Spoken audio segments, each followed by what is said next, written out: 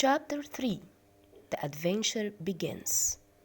Robert took the time travel phone and put in the date and place. 1st September 1666, London. Then the password, adventure. He pressed the green button. Everything went dark. There was a sound like the wind rushing. Rushing means move quickly. Then Robert was no longer in Grandad's study. He was standing in Thames Street, London, in 1666. The houses looked very different. The people wore different clothes. On the right was a dark lane. What the meaning by lane? It's a narrow road going to the river Thames. Robert could see a bridge with houses and shops on it. So the question is, what did Robert can see? Robert could see a bridge with houses and shops on it. Crowds of people were walking over it. Other people were in carts or on horses. On the left was another lane where tall houses leaned close to one another. The lane was too narrow for carts. The air was hot and dusty. The street was full of dirt and rubbish. Clouds of dust rose from the wheels of the cars, and there was a strong smell in the air. Suddenly, a cart came towards Robert. It was going very fast. Robert jumped out of its way just in time. He bumped, it means he hit, into a man who was selling water.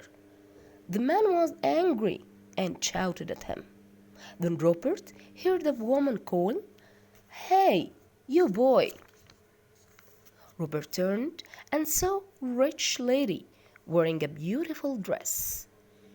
She leaned out, it means she pushed out, of the window of her chair and looked at Robert. She held a bag of sweet smelling herbs. What extra? So the question is, what did the rich lady hold? She held a bag of sweet smelling herbs. What extraordinary clothes you are wearing? The lady said. Come closer, let me look at you.